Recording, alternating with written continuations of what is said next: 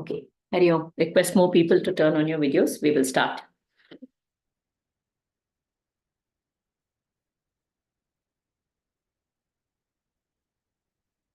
Please sit in a comfortable seating position. Keep your back, neck, and head in a straight line. Bring your mind to the here and now. Place your palms facing upwards on your laps in Chin Mudra.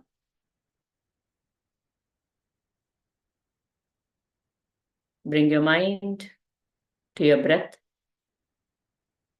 Follow the breath. Trace the path of the breath through your awareness. From the nostril to the abdomen. Observe the abdomen inflate slightly as you breathe in and observe it deflate slightly as you breathe out. Make sure there's no movement in the chest.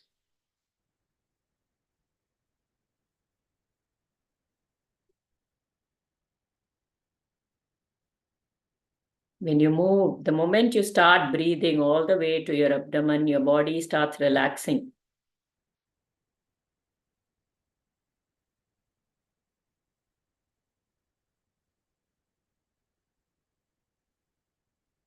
We'll chant Om followed by Sahana Bhavatu. Om.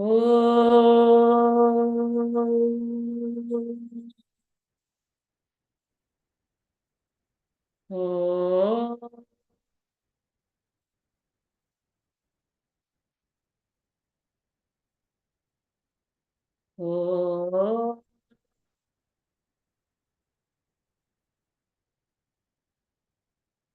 Sahana Bhavatu. Sahanau Bhunaktu. Sahaviryam Karavavahai. Tejasvinavadhitamastu ma vidvishavahai. Om Shanti Shanti Shanti. Harihi Om. Shri Gurubhyo Namaha. Harihi Om. Just hold on, I'll bring up the Sadashivaram Arambha.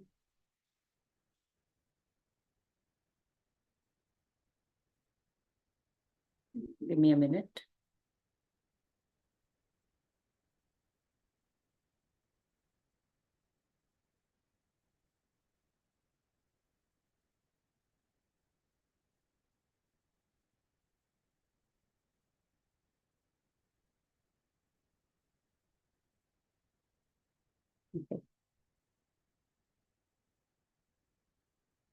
Sadashivasamarambham Shankaracharya-madhyamam Asmadacharya-paryantam Vande Guru-paramparam Shruti-smriti-purananam Alayam Karunalayam Namami Bhagavat-padam Shankaram Loka-shankaram Shankaram Shankaracharyam Keshavam Badharayanam Sutrabhashya Kritau Vande Bhagavantau Punah Punah Samasta Jana Kalyane Niratam Karunamayam Namami Chinmayam Devam Sadgurum Brahma Vidwaram Swach Sadgurum Brahma Vidwaram. Would anybody like to do the Parayana of the verses? From verse 1 till verse 4.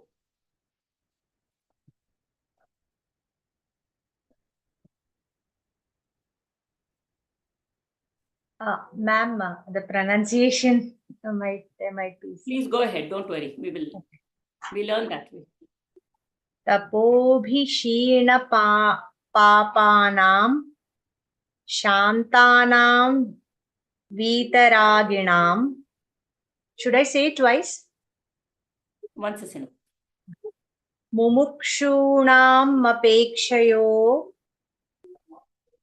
Mumukshunam apekshiyoyam. Mumukshunam apekshoyam. Atma Bodho vidhiyate. Atma Bodha. You have already told Mumukshunam apekshoyam. Okay. So the next it goes Atma Bodha. Atma Bodho vidhiyate. Vidhiyate. Okay. Yeah. The next one. Bodhonya Bodho anya sadhanebhyo. Okay, I don't understand. Okay. That is in the middle. Okay. Acha. Bodho anya sadhanebhyo hi sakshan moksheka sadhanam pakasya vishna vajnanam Vahni vinamoksham vahni vajnanam vinamoksho na siddhyati. Very nice. Avirodhitaya karma navidyam vinivartayet vidya nihantyeva tejasti mira sanghavat. Tejastimira sanghavat. Tejastimira sanghavat. Parishchinna ivagyana tannash ivagyana Ivajnanat. It has two it and ta, right? So avichinna ivajnanat ivagyana tannashe sati kevalah swayam prakashate atmanam meghapaye ashumaniva. Correct. Anshumaniva. Good. So this is what we have covered last week. Here it says the self appears to be finite because of ignorance. When ignorance is destroyed, it is recognized to be infinite and absolute. So what makes us feel like that we are in a finite? Our mind. Identification with the mind. The mind has limited thoughts. We feel it is a superimposition on the Atman. We start believing that I am like, there is a bottle. There is a green bottle, there is a red bottle, there is a blue bottle. Inside each of these bottles, there is water. But we start saying blue water, green water, red water. Okay. Actually, the coloring is in the bottle. The water is colorless. But we superimpose, because that is what we are seeing, we superimpose the color of the bottle on the water. Similarly, our nature is infinite, true nature.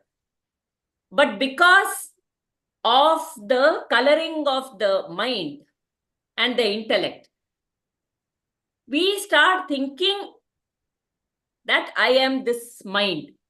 I am these thoughts. These thoughts are real. That is what I am. It becomes, and hence there is an ignorance. Why I become ignorant of the self. When I am agitated, I forget the self completely, no? At that point in time. When there is a total agitation, the mind is active and I am with that mind, with that agitation. I forget the self at that time. I become ignorant of the self.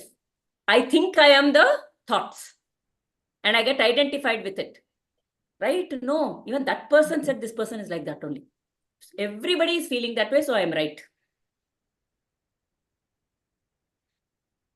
I identify with the mind so much that I think that is the reality. I feel I am that thought and I forget the true self. But if the moment then I think, I'm going with the thought and I say, and I bring a gap, I pause.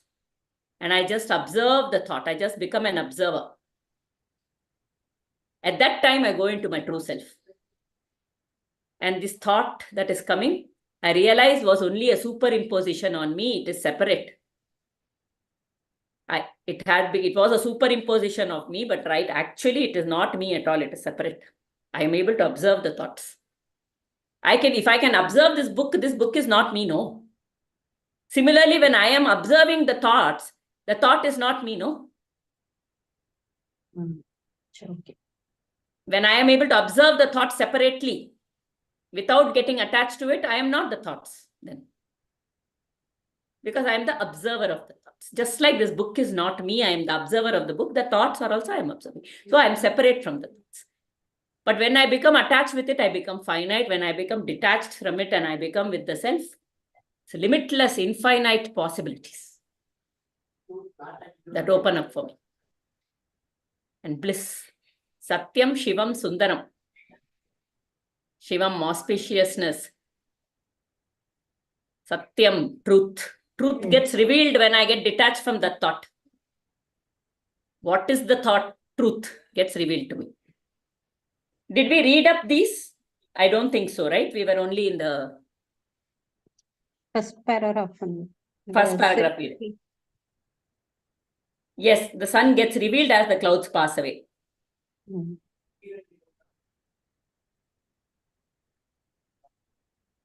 Correct. So can somebody read the second paragraph? May I? Yes, please, Varalakshmi. The self is infinite. There is, in fact, no multiplicity or plurality in that one homogeneous being, the wilder of all destiny. But it is because of her misunderstanding and the consequent superimpositions that we came to labor under the ignorance about this supreme being. The self alone exists as the illuminator and makes its presence known by its life-giving power. Truly, therefore, this Atman in its supreme glory is unparalleled in its existence and reveals its own Sat-Sit nature by itself. Those who are qualified to experience this truth are ones who have no clinging attachment to the enchanting objects of the world outside. Okay. Very nice. So, he's saying there is no multiplicity or plurality in this one homogeneous being. What does that mean? Anybody who would like to say? There is no multiplicity or plurality. We are all one. We are all one. Are you convinced by that? Intellectually, I am hearing about this, so I am telling. Yeah, I mean, over and over through the satsangas, it is like, it has become an affirmation, but honestly, there is still that I am not able to see. Yeah. But actually, we can tell truth is one. No? It is nothing. Truth is oneness. There is nothing. You can't multiply it. As you told, no. If we think that may be differ, but the truth is only one is truth. Very nice. So, Ma'am, I had gone last year to Nochur Swami's this for the first time, Bhagavatam. So he said how Bhagavatam begins with Satyam Param Dhimhi. So he was explaining, no, ma'am, if it had been some other word, all the other philosophers and thinkers would have disputed, but it is the truth. yes. So the truth is only one. Let us look at this at an experiential level only. We all live in the same world. Yes. In one way, we are all living in the same world. Okay, now, this was shared in another one of our satsangas like this, online satsangas, where a person has gone to what would I say, to some retreat, okay, for 7 days. And then this person experience was, they were all asked to sit anywhere outside for the next half an hour and just be with yourself. So all of them went outside. And this person chose, let us say person A, chose a place near a swimming pool then. Okay, now this person sits and is facing somewhere on the swimming pool, sees a bougainvillea, sees a beautiful waterfall there, and is experiencing. There are other people also sitting just around the same swimming pool. Okay, and they are all seeing the same pool. In the pool there is a big ball and all of these things. Okay, they're all in the same place. But when they come back, after they come back, they're all asked to share their experiences. But each one of their experience, do you think they are telling the same thing? No, what they experienced, what they felt that moment, what they saw. Yes, what they saw at that moment. What they perceived. What they perceived at that point in time was very different, even though they were in the same place. Same place. Okay. And one is telling a lot of things came up. One person said, when I looked at the waterfall, I had a sinking feeling.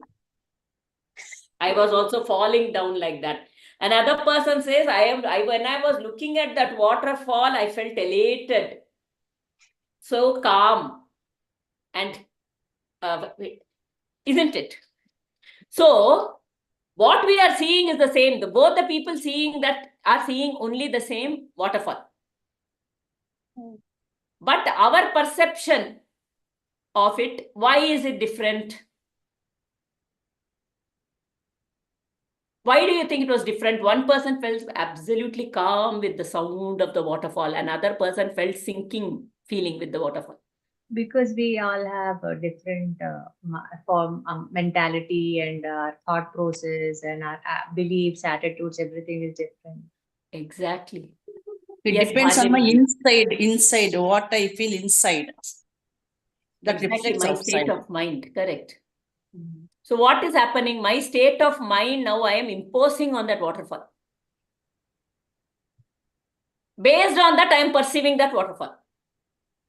But it is not the ultimate truth, but if I just have to remove this superimposition of my mental state on this, what am I just seeing, observing? What is it that I'm only observing? What is there? What is there? Only a water. Without any colored glass of mine. Exactly. Today I clearly understood what is colored glass. So that state of mind becomes that color. It's like I'm wearing a filter. Everything is green, everything is green. I'm wearing glasses of green color on my eyes.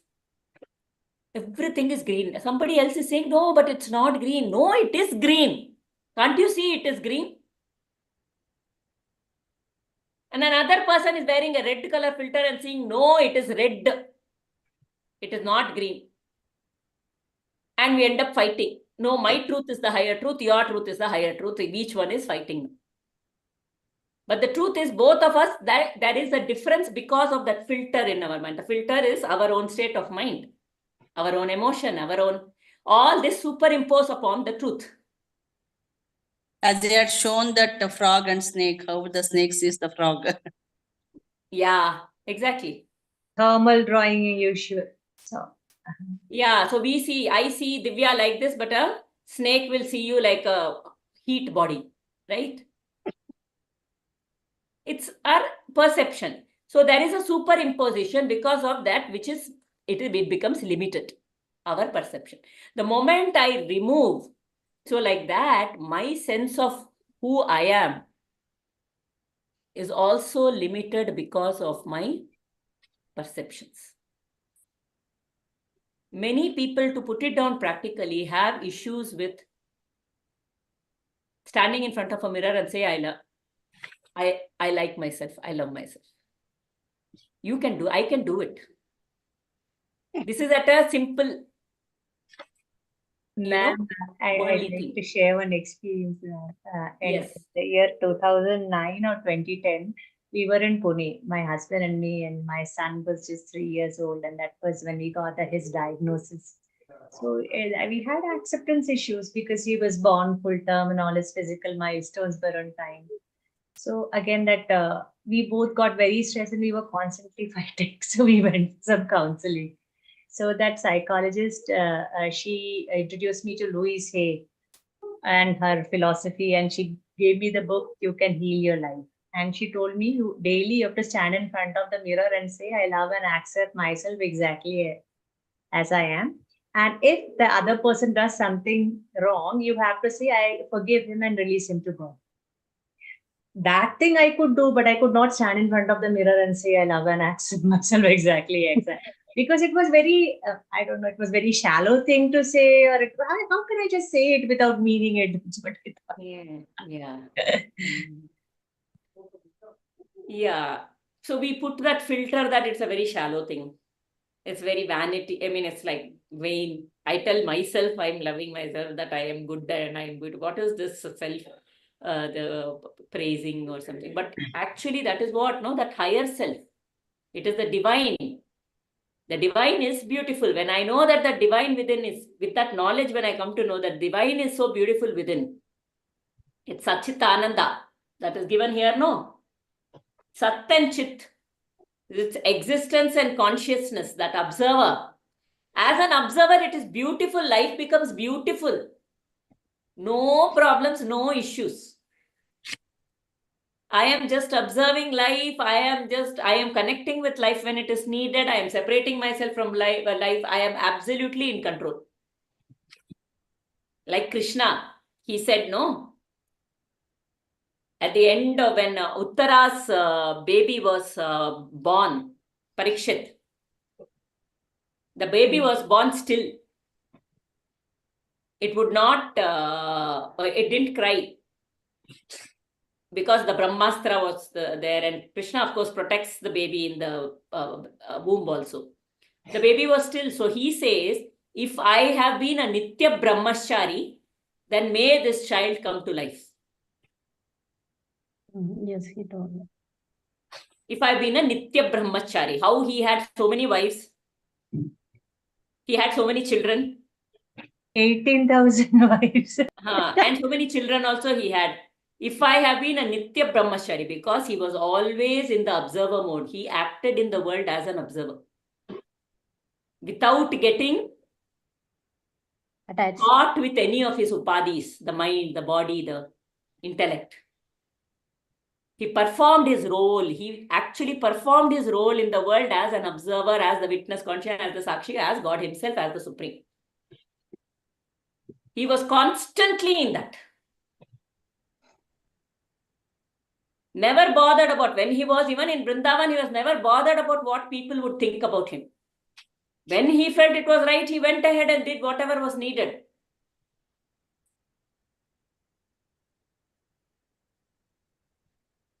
That showed courage, because he was, why do you need courage when you are caught with something? When I'm caught in fear, I need courage. When I'm caught in somebody's what others will think, I need courage to come out of it. But when I'm not even caught, it is just natural action. As an observer, that possibilities are infinite, and that's why he says, I am a Nitya Brahma, and the baby comes alive. Parikshit starts crying after that. Okay, so there is in fact no multiplicity or plurality in that one homogeneous being. My God, this girl. Like you see an ocean. In the ocean, there are so many waves. Typical Vedantic example this is. In the ocean, there are so many waves. Are the waves separate from the ocean? It seems like there are many waves, that is the plurality, but in reality, the waves are a part of the ocean and it's all the ocean only. So it's one homogeneous thing. Do we agree? Yes. That ocean is one homogeneous thing and all the waves are part of that. Like that, we are also part of this It is like you just imagine something like a water everywhere and glaciers everywhere in different shapes. We are like that consciousness, that water is like the consciousness, and we are all like the glaciers who have different forms of that water. That consciousness has taken the shape of Aarti. That consciousness has taken the shape of Divya, Ramachandra, Varalakshmi. It is the same consciousness which has become this shape and has been given a form in this ocean of consciousness. So in reality, like that ocean, we are all one, but now each of the wave is saying, I am separate. That wave is becoming, how is that wave flowing higher than me? I wonder how why am I not able to rise as high as that wave? Like that, we are getting into comparisons. That wave came and hit on me, so I became down. I start experiencing myself as a separate wave. If I know that I am part of this larger ocean of consciousness itself, and it is the ocean which is bringing up the wave, it is the ocean which takes down the wave.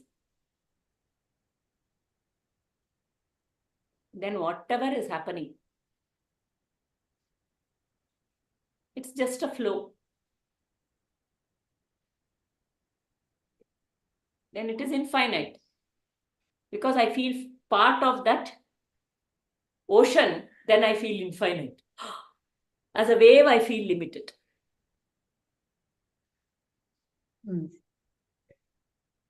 I just have to shift my thinking. I'm not the mind, I'm not the body, I am that supreme consciousness within. Whenever I have thoughts, these thoughts are finite. We get caught with some thoughts sometimes, no? Why is this happening to me? Why did this person do this to me? Why is this, anything, okay? And then I keep thinking, why is this? And I try to figure out why better. We want to know why this is happening. Whenever I'm trying to say why, what am I using? I'm using my intellect to try to find the answer. The intellect is part of the BMI, not the part of the Omkara. So why I am trying to figure out in my intellect, which is the BMI, which is part of the lower self. That why will give me one limited answer only. It cannot give me an infinite, proper, good flow answer. So simply don't ask why. Turn around and start observing those thoughts. These thoughts are coming and going. These thoughts are coming. Let it go. Sometimes some thoughts can grip us a lot, but still keep observing. Over time, it will go. Some thoughts, if I have been holding them for a very long time, can even take an year to go. My practice. Some simple ones which are just coming up right now, immediately become the observer. No, like the sun is always still, it is always shining. The cloud comes and hides it. And the sun's rays are not there. But the sun does not have to do anything to the cloud will eventually pass away. But if the sun puts a hook on the cloud, sun cannot put a hook on the cloud, but if I get identified with the cloud and hold on to the cloud, then there is a problem. So Sakshi Bhava, this was, I had read this book called, my first introduction to the witness consciousness was one Chinmaya Mission's Ishwara Nandaji's Conscious Living. It's a very small book, but a very powerful book. At that time, I didn't understand. What are they saying? Witness your own thoughts. How can I witness my own thoughts? The thoughts are happening. How can the thoughts witness the thoughts? But that question kept, it was like lingering in my head. And one day in the kitchen, as always, some kind of negativity was coming. And at that point, I realized, yo, why am I being so negative? Let me just come out of it. That moment I felt, oh, I am looking at this thought and I'm saying this is negative, so I am witnessing this thought. I am separate from this thought. Only if I'm separate from this thought, I can look at this thought and say this is negative or this is positive. So I am witnessing the thought. Then slowly practice, move on. So if you are able to practice being an observer for at least half an hour every day, any time of your day, whatever happens, just observe the thoughts in your mind and tell yourself, I will not indulge in it. Let it come, let it go. I will not hold on to it. I practice being an observer. That is my first step. And then it takes us deeper. Okay, as our chitta becomes shuddha, chitta shuddhi happens. So it is one homogeneous being, the wielder of all destiny, but it is because of our misunderstanding and the consequent superimpositions. We just looked at the superimposition, no, the red filter, waterfall, because of our state of mind, there was superimposition. One is sinking in it, one is feeling calm in it. Right? That we come to labor under the ignorance about this supreme being. The self alone exists as the illuminator and makes its presence known by its life-giving power. So there is one another. So when I'm saying the self alone exists as the illuminator, if you look at a lamp, that lamp, the moment there is a darkness, when there is darkness, whatever, you can't pour the darkness out. But the moment you bring the lamp illumines itself and illumines the room. Isn't it? Yes. The lamp, the flame can illumine itself and it illumines the room also. Similarly, the self within knows itself and knows everything, is the knower of everything. It is only the self which knows the thoughts in the mind. It only knows, it is the self which knows the emotions. It is the self which sees the world. It is the self which is, because it is the only illuminer. The mind has no power other than the illumining self-conscious, self. Very vague, huh? Why we focus so much? Atma Bodha is all about focusing on the Atman. Atman is the illumining self. So know that your mind cannot perceive the reality. So don't believe what comes in the mind. Don't give what comes in the mind any reality.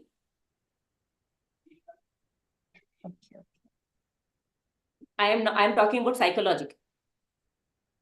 I'm not talking about functional. Functionally, I have to perform some work in for that. If I'm doing some planning or something, that is okay. Let us separate between functional and psychological here. I am talking only about psychology. And how do we separate that? I mean, psychologically is when the feeling arises. Yes. Otherwise, just logically, you're doing something that is all. So I am saying now I have to cook at that point in time. Now my memory brings up, I have to put salt, I have to put this, I have to put that, I have to do that. It's normal. I'm not feeling any emotion. My blood pressure doesn't change because of that. My breath doesn't change because of that when I'm doing that planning. Okay. I am using the mind, the emotion, everything has been given for a certain reason. I'm using. But if I start thinking I have to do this and this and this and this and this, and my whole body is shaking and I'm getting stressed out in my planning, then now it becomes psychological. When the blood pressure changes, when my breath changes, my mind feels heavy, my head feels heavy, all this, it becomes psychological. So separation between functional and psychological. Whenever that psychological happens, I tell this is not real. Even when functionally I take some decisions, I say this is true for now. Sometimes I'm so afraid to take decisions. What if it goes wrong? What if it goes right? This total confusion. I just say, anyway, whatever the mind throws up is, I will take a decision and go with it and walk and see where it goes. Because wherever I'm going, I'm walking in this space of consciousness only. I'm not going anywhere else. I have a little doubt. See, ma'am, from a very young age, I always I know, I always say, I pray to God that whatever I do, give me the strength to bear the consequences. Is that the correct thing to ask? God? Correct. Yeah, give me the strength to bear the consequences is excellent. Okay. In fact, that is what Kunti said in her Kunti Stuti. She says, whenever I'm in trouble, I'm thinking of you. So please give me more and more trouble. So that way I'll think of you. And that gives me the courage to face the consequences of everything. That is all.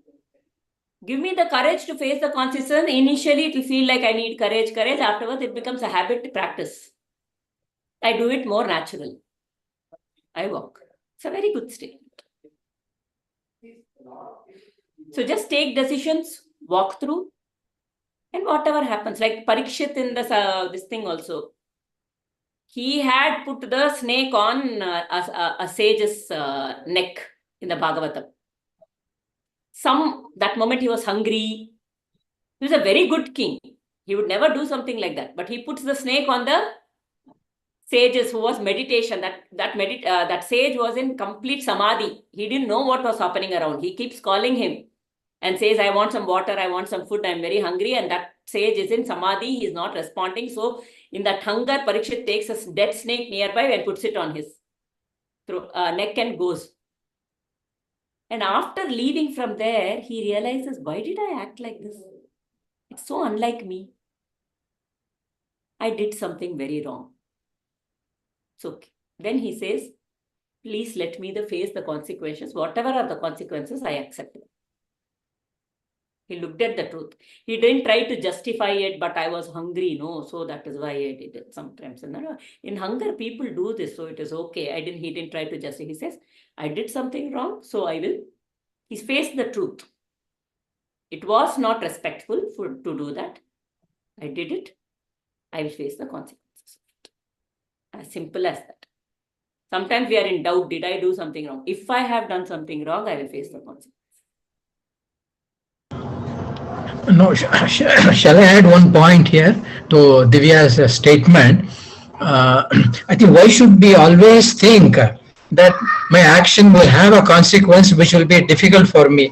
I think karmane vadikaraste, that thing tells you that you unmindful of the consequences, you just continue to do your duty, and the consequences is leave it to me. That is Lord Krishna, and then I will give you. So accept whatever it is. So when you have that kind of an equanimity, you won't have any problem regarding the consequences.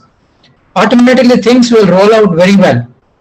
So I think that would be a better way, instead of analyzing intellectually whether this is a good action, whether it will have a bad consequence or a good consequence. Any action will have some result. Let us not worry about it. It is bound to happen, and then the moment you are in acceptance mode, automatically the whole thing will roll out very well for you, and you will be very comfortable, very happy. That is the better way of looking at. You have to continue to work. If you start analyzing, worrying about it, you will not be able to act at all.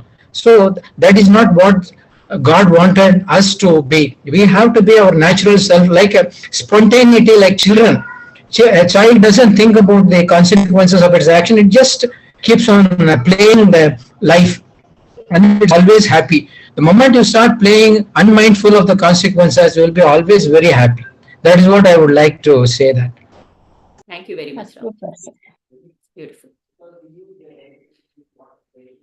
Be an explorer in life. No.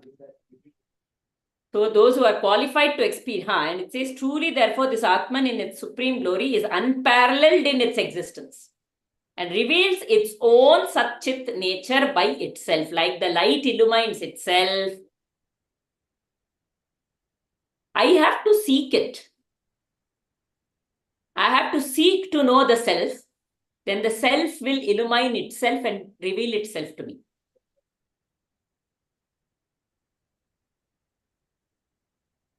What is that? What is that? What is that? One day it will dawn on you. From where? How did you dawn? How did it dawn? I don't know, because he wanted to reveal itself. It wanted to reveal itself. At that time, it can happen spontaneously as we are talking sometime, as we are experiencing, because it is not something just like gravity. It has always been there. After that scientist told, then we are realizing, oh, there is gravity. Correct, correct. But it was already there even when, like that, the self is always within. It's always there. It's just that we should have, it should reveal itself to us and we should be able to recognize. The more I practice being an observer, it will reveal itself to me. Okay? So those who are qualified to experience the truth are ones who have no clinging attachment to the enchanting objects of the world. Raga, Dvesha. Enchanting objects, Raga and Dvesha, are two sides of the same coin. Raga means craving. Dvesha means aversion.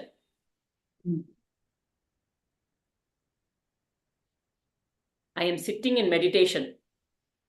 At exactly that time, in my left hand, something is coming and biting. Okay. Now, will I develop a raga to that or a dvesha to that?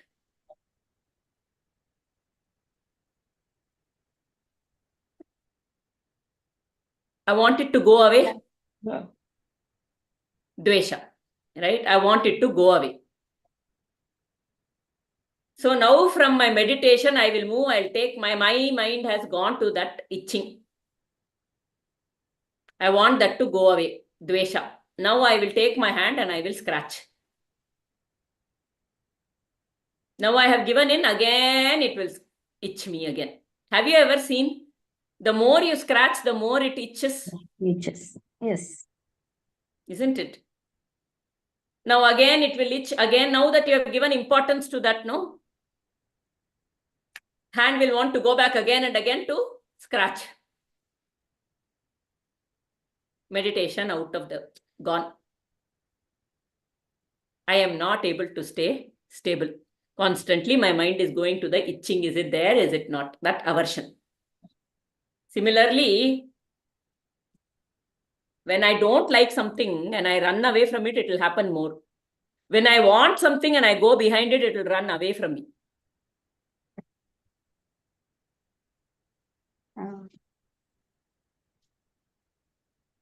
Somebody wanted to say something? No. Isn't it? So,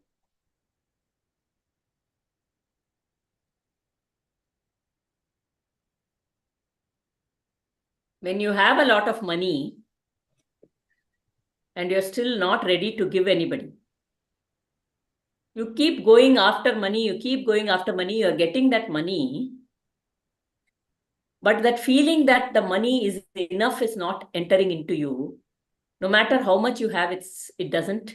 The craving, because that craving has not gone yet. That craving is making me earn more money. That craving is making me earn more money. So no matter how much money is happening, contentment is not coming because I am going not after the money. I'm going after my craving. I am giving into my craving.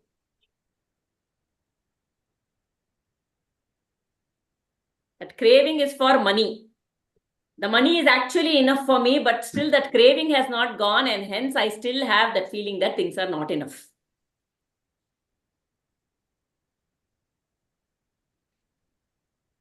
Similarly, I don't like a certain kind of quality. Wherever I go, I will find that quality. That kind of person will come to me because life has its way. It is giving you the opportunity to overcome. Like a signal, it is you are attracting such people. Because I have an aversion, it is like a signal. It will attract that kind of people to me. That is life designed like a code, like a computer code.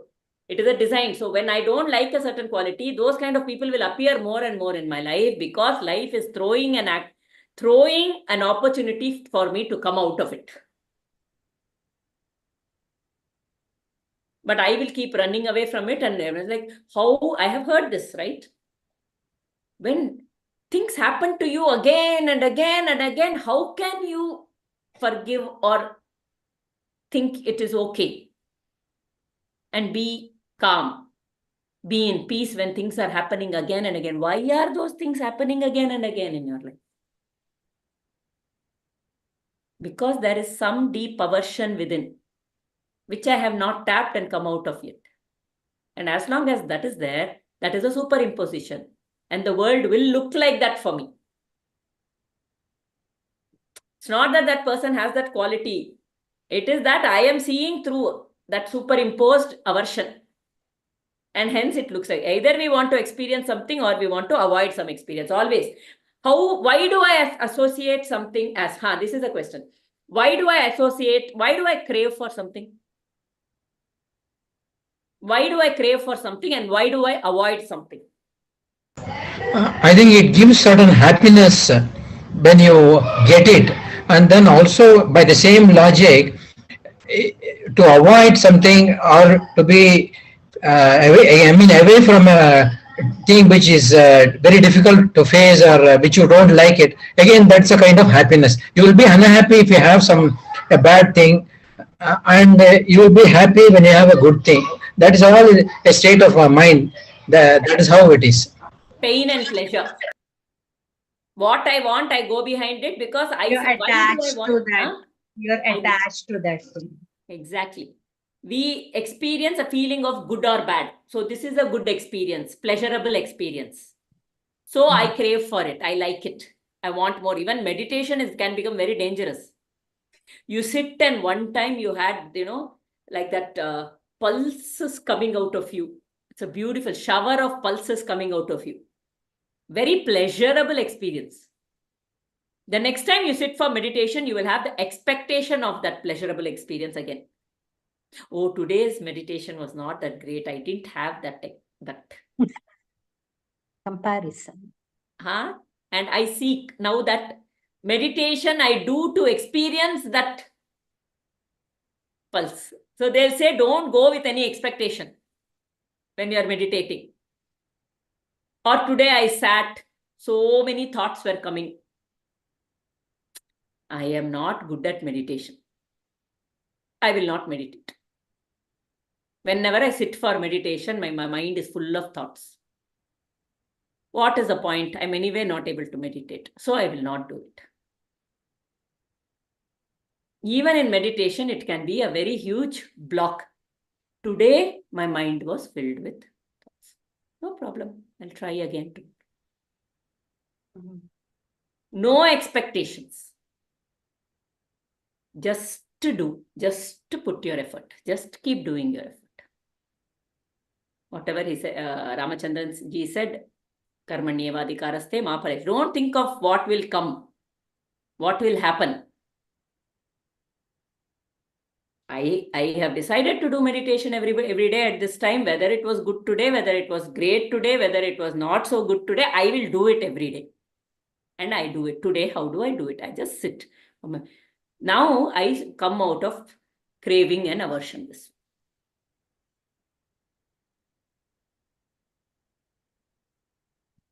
Because that craving and aversion becomes the superimposition. Sorry, Neelaji. Yeah, ma'am. I just wanted to add this resistance or this expectation again towards meditation comes from the mind, not from the self. No, it doesn't come from the self. The self wants to meditate. The self is telling, the self does not want to do that. You want to experience the self and hence you meditate. When you are in that self, no, you feel absolutely peaceful and blissful. The self does not have any want of its own. That was a, you want to experience that bliss that you experience, that Sat Chit Ananda, that absolute stillness. It is so beautiful. One time you found that experience. And you want that, but your mind is clouded. And then you say, I'm not good at meditation, and I stop it. So that time again, we should not listen to the mind. No, yes, exactly. So Yep. Just ignore the mind and separate yourself from that mind and say that is the mind telling, but it is not real. That statement that I am not good at meditation is coming in the mind, and that statement is not real. If it is coming in the mind, it is a superimposition. Isn't it? And a superimposition is not real. Many of the thoughts, psychological, these kind of thoughts are not real. I am not good. Many self-doubts kind of questions come in, and all those things. No, all those are not real. Just some simple words, sometimes the affirmation words. So easy thing to say is, I am not the mind, I am not the body, I am the supreme consciousness. So if this has come in the mind, I am not that. That mind is telling something. I am not telling that. That's all. So then you don't give it reality.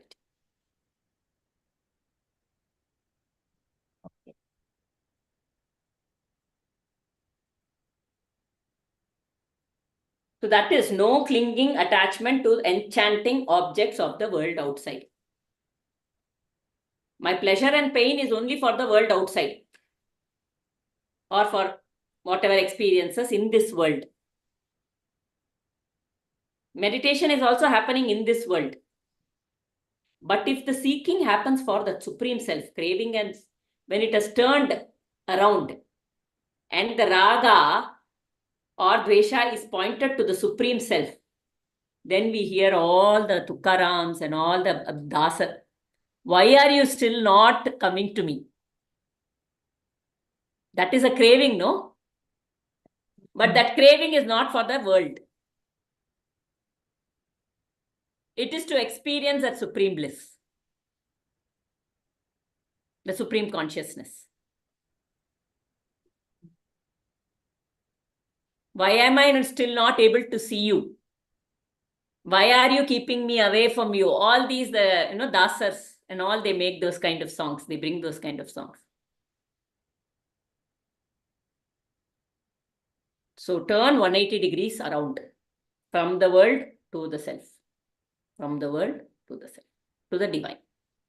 Because the divine is infinite, and that will help me function in this world like a Nitya Brahmachari, like Lord Krishna.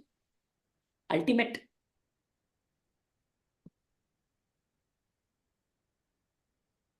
Like that. We go step by step, we can go closer.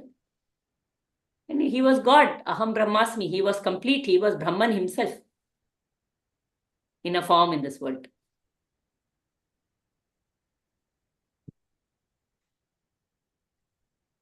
Ma'am, I just remembered that you explained in one of the class, Shat Sampati. Yeah, so that Shraddha, that even though our mind is saying we are not getting what we need to get and all, if we keep that Shraddha, so one day we may reach that. Yes. Shraddha, practice Shama, Dhamma. Shama is the control of the mind, control of the senses. Titiksha, patience, equanimity. All of this, that Shat Sampati, we keep continuously practicing that. And Shraddha, yes, Shraddha is the base. With Shraddha, I keep taking every step and I keep getting closer to the supreme reality. It doesn't, it's not, it's just closer means it can just reveal itself in a second like that.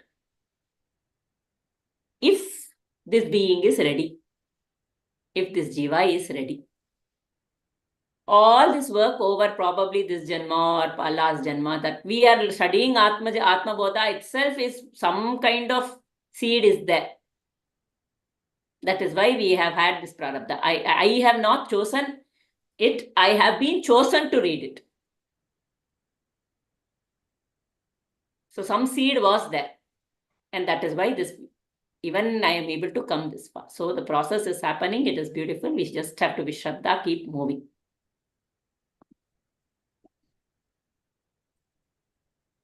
We will close the session. Any other thoughts anybody is getting?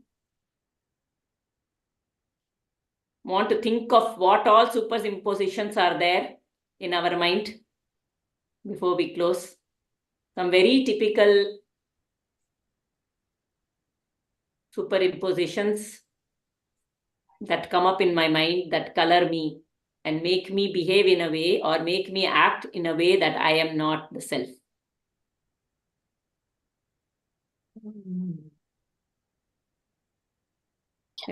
Just one question. When you said when self expresses itself, will it be in the form of a thought or in the mind, or how to identify, or we should not have any expectation for that also? When the self expresses itself, you yourself will be surprised by what comes out. It may still come out through this mouth only when you say. Okay, because as As of a now, thought. whatever But you comes won't in the feel mind, like where did you will feel like where did that come from? Was it me? Really? I don't know so much. How did it come out like that? It will feel more like it has happened rather than I have done.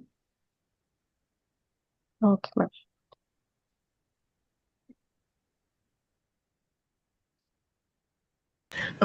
Here, one point I would like to mention. See, I think even to do an action, meditation, is it not a thought that tells me now it's time for you to meditate, Ramu? Just go and do it.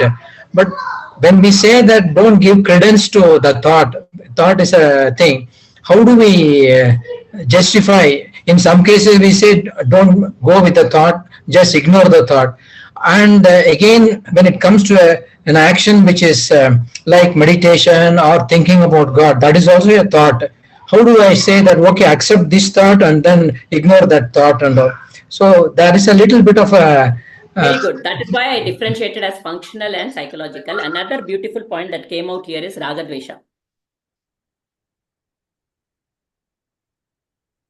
That is the thing, right? When I'm saying I have to do a meditation, along with that, the simple thing for us to see is there a disturbance within me? Is my breath changing?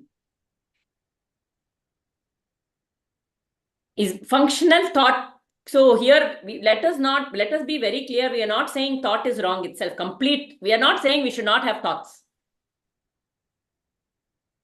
What we are saying is we should observe the thoughts and choose. As the self, I have the power of choice. Now, if the thought that is coming up is telling me now next I have to go and I have to meditate. Is this pulling you down? Is this making your heart beat faster? Is it changing your breath? Is it becoming an emotional thing for you? Is it making your mind into one confusion state? Is it causing an avarana? Avarana is veiling. Is it causing an avarana in me? When I say I have to do a meditation, is it, Ramachandranji? If it is, say I didn't do meditation yesterday also, I didn't do meditation, I'm not at all doing meditation. That if I get into that mode, then it becomes psychological. If I'm just saying I have to do, today I will do meditation at 7 o'clock. decision. Yesterday I didn't do, gone. But if I'm just telling I want to do meditation, that thought has no avarana. There is no avarana. Avarana is the veiling because of that clouding of that confusion of that emotions.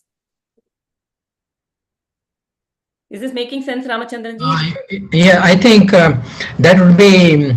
I think I can understand what you said is before you find out whether this thought should be ignored or this thought should be encouraged, you understand that the thought has got certain result and this is a good result, bad result. I think even to that level of analysis that this is a good one, this is not a good one. I think instead of that, it's better that be with the thought for some time, flow with it, and then allow the thought to play and then go with it. There will be certain things axiomatically we have to accept. These are all good. Instead of analyzing whether this kind of meditation is good, that kind of meditation, what kind of meditation will be good.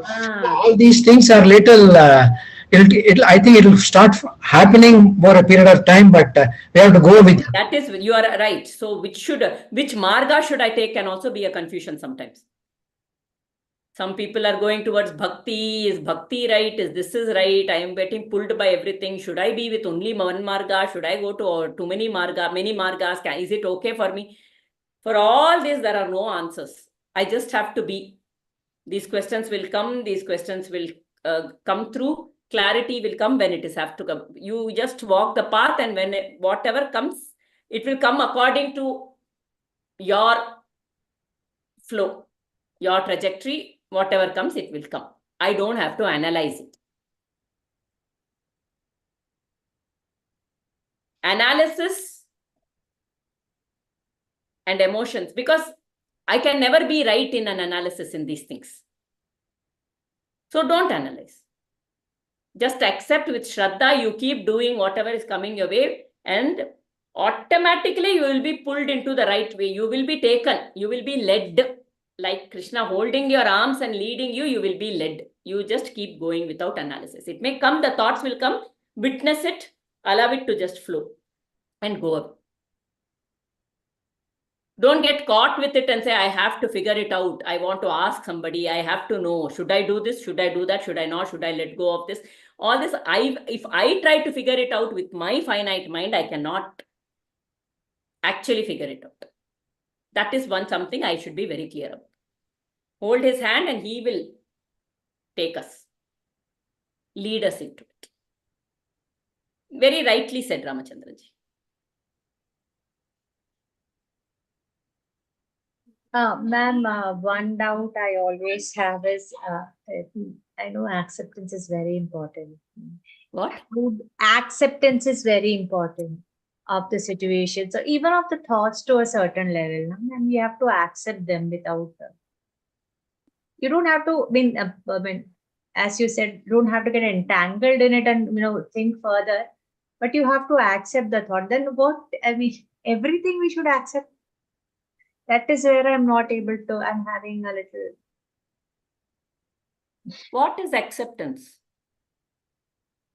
Taking things as it is. I mean, that's what I am. Taking things, that thought is there in me, that's it. Like I have a hand. Why is this hand there? Is this hand good or bad? Judgment, no judgment. Okay. No judgment, no analysis. Something this thought has come right now. We'll see where it leads me. Let us see. That's it. I accept. See, acceptance does not say I will do as per that. Whatever that thought is, acceptance, I accept the thought. See, acceptance is not an action. It is just about being with that thought and knowing that that thought exists. Let it be.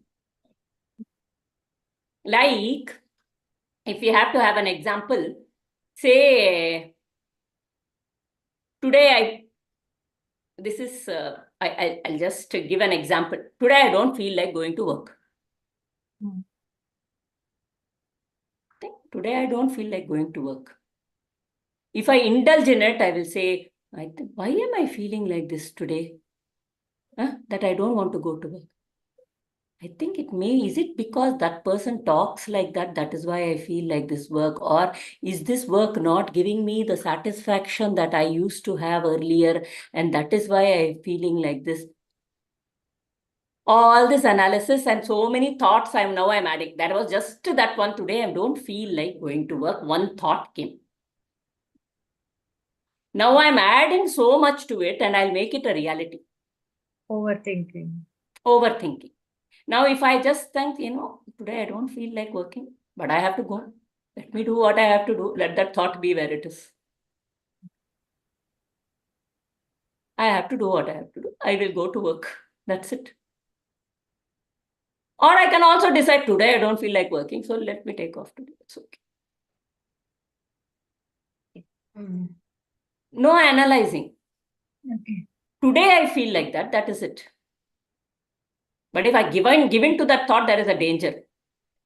Every day that thought can come up and it can yeah, it can become a habit. Every day I'll not want to go to work then, which cannot happen. Maybe one day I'll do and the next day also this is coming and I say, oh, this is dangerous. Let me go to work only. I cannot have this. Whatever, let it come. It is where it is. Let me just go.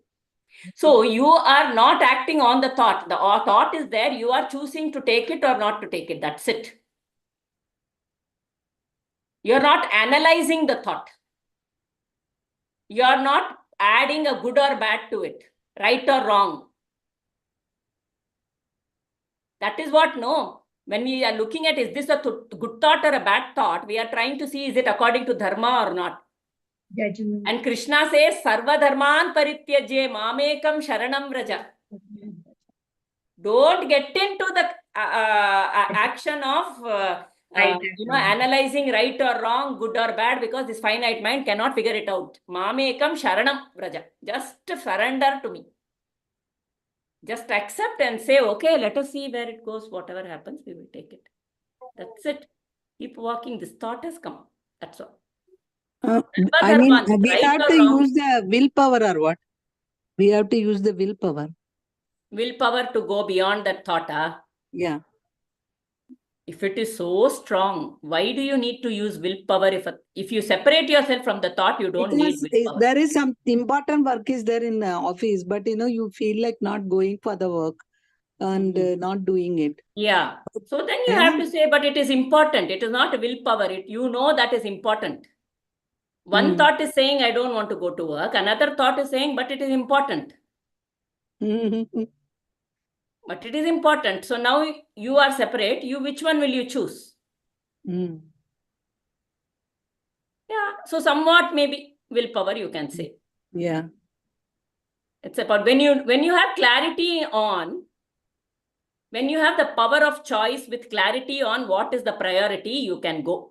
It will not need willpower. When you know the clarity, when you're able to see and then it is important today, otherwise it will not, so I have to go.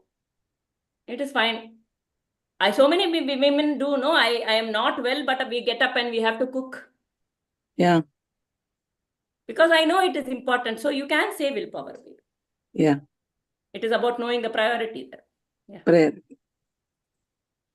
Okay. Once you are able to manage the consequences, then I think you don't have to worry about whether it's outcome. So that is the important thing. Like you mentioned about now, for example, Divya ji wants to make a good recipe. You try out a new recipe. Whether it turns out good or it turns out as I expected, I think that analysis itself is not necessary. You're making it out of pure love for your family. You want to give the best. It will automatically happen that way. First time when you start making a new recipe, that is immediately after your marriage, it doesn't happen the way your mummy would have done it. But you have to have the experience. You need to go through the experience.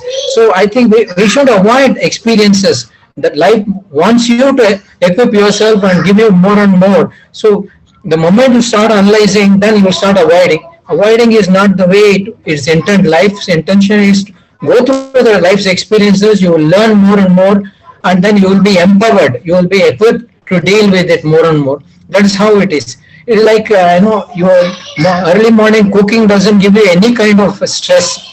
So that is how you have to look at life. If you can manage it, then automatically everything will become very, very comfortable. That is how you can look at it. If I am especially not good at something, I'm not at all good at finance, many women say. Or many men say I am not good at, or men are usually afraid to try cooking because it has been fixed. And women are very afraid to go into the financial aspects of things. But if that is a life skill, should I know? That's all. So I don't say, oh, I'm not at all good at finance, I can't do it. Because somewhere in that within me, I may not do it right. I have a fear. What if something goes wrong? All those things are there. Or if the men have to cook, the worry maybe I should be able to eat it. Or others, what will they say? I have the comparison of what it is like. So, but it is something, or it is just a fixation in my mind that I don't have to do. It is not my department or something like that. You handle it. So instead of saying that, everything I just, willpower says that I'll try, helps. Yeah, I am feeling like not, but I'll try to go. I'll try. This actually, ma'am, it works even for things you dislike. Yes. Once you give it a little thoda room, you start, at least you don't dislike it as much as you do. Yeah, that block has slowly started melting. Yes. Let me try. How bad can it be? Once you give, it's okay, I can manage it. It comes. I can Yeah. get into this. I have to go somewhere far within me. I'm feeling a little scared. I have to change the train and I have to go by bus. It's okay. I will try. Right? That little, that fear, if we keep overcoming, no, I am removing so many blocks that I will try is a very, Powerful. it's a powerful statement for everything, because when I'm saying I will try, there is no whether it I'm how open comes to out or everything. right, I'm not having any of that that Confidence. okay, I'm not even putting an expectation I should be. When I say I can do it, it is very strong, I believe. Correct. It is expectation that I can finish. I'll try. I'm taking one step. I'll keep trying. That's all. Next step. Every step I keep saying I'll try. There's no, it's not seeming like a big thing anymore. Right? Yeah. Okay. We'll close the session. Thanks for all the discussions. Next class, we will move on to the next verse. Anything you wanted to finish with, Ramachandranji? You seem to have something to share. No, nothing, madam. It has today's class has been good, and then it is all very good. I think it is time for you to give it good end. Yes.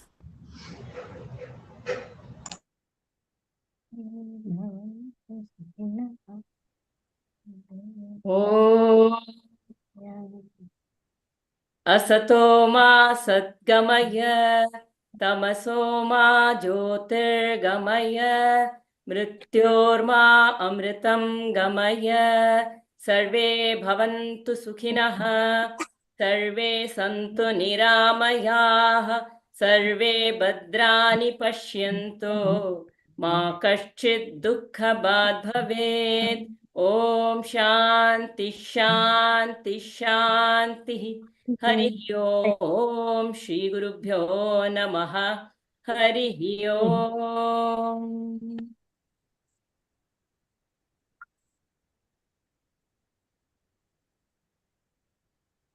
Hari Om. Thank you, ma'am. Thank